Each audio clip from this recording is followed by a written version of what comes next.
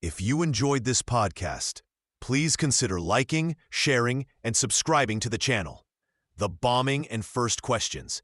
The crowds were thick that April afternoon in 2013. Thousands of people lined the streets of Boston to watch the marathon runners cross the finish line. Families cheered. Children held signs. Camera crews filmed the celebration. Everything seemed normal. Then at 2:49 p.m., the world changed in an instant. Two bombs exploded within seconds of each other near the finish line. The blasts were so loud that people blocks away heard them. Smoke filled the air. Glass shattered. The happy crowd turned into a scene of terror. People ran in every direction. Some fell to the ground. Others screamed. The sounds of sirens began to fill the air almost immediately. But something felt strange about how fast help arrived. Emergency workers appeared within minutes. They seemed ready. Too ready, some witnesses would later say. Police and bomb squad teams moved like they knew exactly what to do. This made people wonder if they had been expecting something. Earlier that morning, local news had reported bomb squad drills happening in the area. The reports mentioned training exercises near the marathon route. When the real bombs went off, people remembered those morning drills. Why were bomb experts practicing on the same day bombs actually exploded? Photos from that day show men in identical clothes and backpacks standing near the finish line before the blasts. They wore dark clothing and looked official. Some had earpieces. They moved like a team, but no one could figure out who they worked for. Witnesses started asking questions. They noticed that some injuries looked wrong. They saw people who seemed to be acting.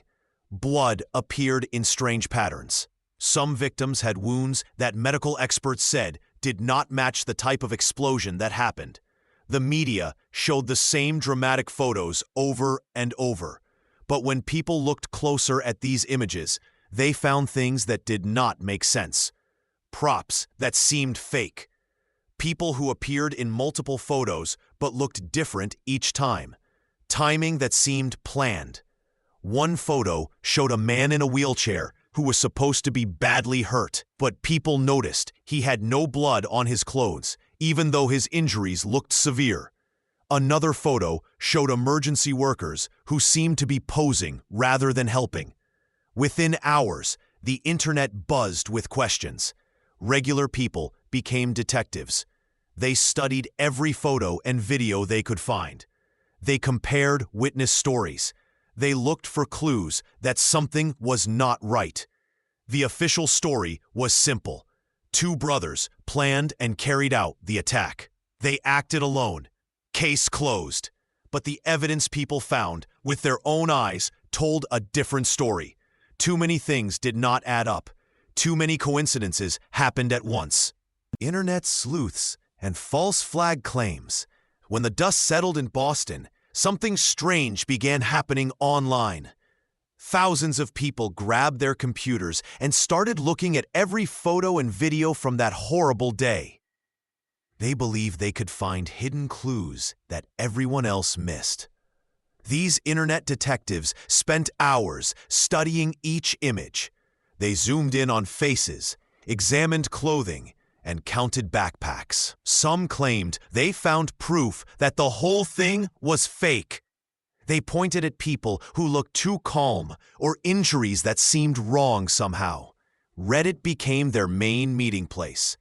Users posted side-by-side photos with red arrows pointing at suspicious details.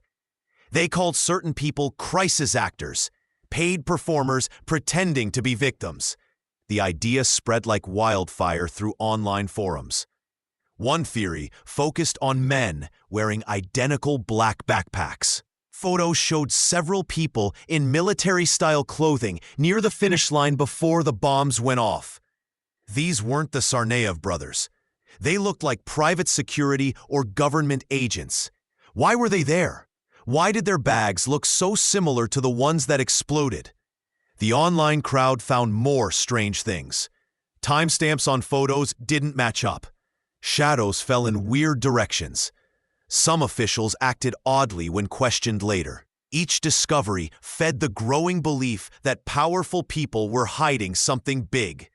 People shared thousands of images marked with circles and arrows. They created detailed timelines and maps.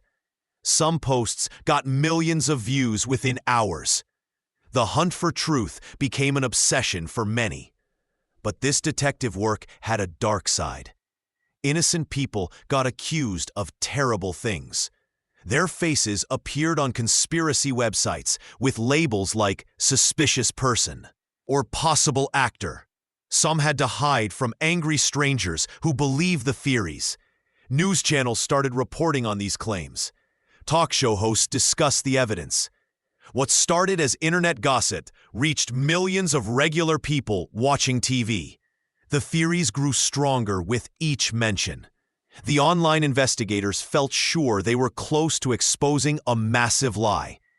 They believed the government staged the bombing for unknown reasons. Maybe to pass new laws. Maybe to distract from other problems. The exact motive remained unclear, but the conviction stayed strong. Every new photo analysis seemed to reveal another piece of the puzzle. Yet the bigger picture remained frustratingly out of reach. The more evidence they found, the more questions arose about who really controlled that terrible day in Boston. Media mistakes and misinformation disaster. The photos spread like wildfire across the internet. Within hours of the bombing, thousands of people became amateur detectives. They studied every face in every picture from that terrible day. Someone would spot a person with a backpack and point them out online.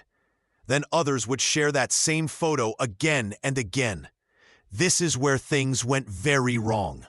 A young man named Sunil Tripathi had been missing from Brown University for weeks. His family was already worried sick about him. Then someone on Reddit decided he looked like one of the bombers in the grainy security footage.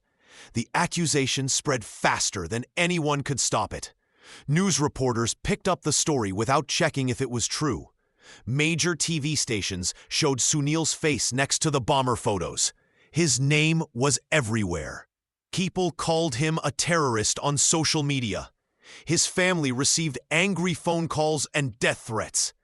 But Sunil had nothing to do with the bombing. He was already dead when the attack happened. His body was found in a river days later. The family's pain doubled when they learned their missing son had been blamed for mass murder, while they were still hoping he would come home safe. This was not the only mistake. News channels reported that police had arrested someone at a courthouse. They said bombs were found at other locations around Boston. None of these reports were true. In the rush to be first with breaking news, accuracy became less important than speed. Social media made everything worse. False information mixed with real facts until nobody could tell them apart. People shared rumors as if they were proven facts. Each wrong guess got treated like evidence by conspiracy theorists watching from around the world. The confusion gave fuel to those who believed the whole event was staged. They pointed to the media mistakes and asked hard questions. If reporters could not get basic facts right, how could anyone trust the official story? The errors seemed to prove that something bigger was being hidden. Professional journalists, who should have known better, repeated claims without checking sources. They trusted social media posts and amateur investigators more than their own training. The result was chaos that made the real investigation much harder. When the actual bombers were finally identified, many people had already decided the truth was being covered up. The damage was done. Trust was broken. Official investigations and unanswered questions. The manhunt began fast. Every police officer, FBI agent, and federal marshal in Boston got the call. Someone had bombed the marathon. 2 brothers were running through the city streets. The operation was huge. Helicopters flew overhead. SWAT teams moved from house to house.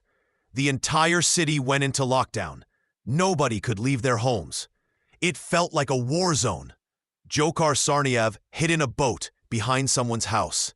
His older brother Tamerlan was already dead after a shootout with police. When they found the younger brother, he was bleeding and weak. The capture ended days of fear. But something felt strange about the whole thing. The FBI had files on these brothers before the bombing happened. Russia had warned American agents about Tamerlan 2 years earlier. They said he was dangerous. Yet he still traveled back to Russia for 6 months. Nobody stopped him. The timeline got confusing fast. Witnesses said they saw different things. Some people swore they spotted the brothers in places where cameras never caught them. Others claimed the FBI showed them photos of suspects weeks before releasing them to the public. The backpacks became a mystery too.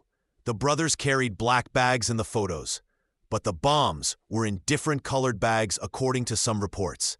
Crime scene experts argued about the evidence. Their conclusions didn't match up. Police said they had no idea who did it for days. Then, suddenly they knew everything about the brothers. Their names, addresses, and entire life stories appeared overnight. How did this happen so fast? The older brother had FBI contact for years. Agents questioned him multiple times. They knew about his trips overseas. They watched his social media posts. Yet somehow he still managed to plan and carry out the attack. Family members said the brothers were set up. They claimed the FBI had been following them for months. The mother insisted her sons were innocent. She said American agents recruited Tamerlan as an informant, then betrayed him. Court documents stayed sealed for years. When pieces leaked out, they raised more questions than answers. Phone records showed strange patterns. Financial transactions seemed odd. Travel documents had gaps and missing pages. The official story said the brothers worked alone. They built bombs in their apartment kitchen. They had no outside help or training. But bomb experts wondered how amateurs could make such sophisticated devices on their first try. Something didn't add up. The pieces fit too perfectly. The evidence appeared too quickly. The conclusions came too easily. Years later, people still ask, who really pulled the strings that day? Lasting controversy and the search for truth. The search for answers never stopped. Even now, years later, people keep digging. They meet in dark corners of the internet. They share documents. They ask the same question over and over. What really happened that day? New videos surface every few months. Someone finds an old news clip that looks strange. A witness changes their story. A government document gets released with black marks covering half the words. Each piece adds fuel to the fire. The official story says 2 brothers did it alone. Case closed. But thousands of people don't believe it. They point to things that don't make sense. Why did some victims look so calm? Where did all that blood come from so fast? Why were there so many people with cameras ready? Online forums buzz with activity. People post photos side by side. They draw red circles around faces. They count the seconds between explosions. Some spend their whole lives studying every frame of video from that day. New technology makes the hunt easier. Computer programs can spot faces in crowds. They can clean up blurry videos. They can find connections between people that no one saw before. Each breakthrough brings new questions. Government files keep trickling out. Most pages are covered in black ink. The visible parts often raise more questions than they answer. Why hide so much if the story is simple? What are they protecting? The families of victims get caught in the middle. Some want the questions to stop. Others demand more answers. The pain never goes away. The doubt makes it worse. Professional researchers join the hunt. They have fancy degrees and work for universities. They write careful papers about crisis response and media coverage. Even they find holes in the official timeline. Social media spreads theories faster than ever. A post can reach millions in hours. True or false, it plants seeds of doubt. Once doubt takes root, it grows wild. The strangest part is how the mystery keeps growing. You might think time would make things clearer. Instead, each year brings new theories. Each investigation finds new loose threads to pull. Some people make money selling doubt. They write books and make documentaries. They hold conferences where believers gather to share their findings. The truth becomes a business. Law enforcement gets frustrated. They solved the case years ago. The bombers are dead or in prison. But the questions never stop coming. Each new theory forces them to explain again. The cycle continues. Someone finds a new detail. The internet explodes with analysis. Experts try to debunk it. Believers find ways around the debunking. The mystery stays alive, fed by our hunger for hidden truth.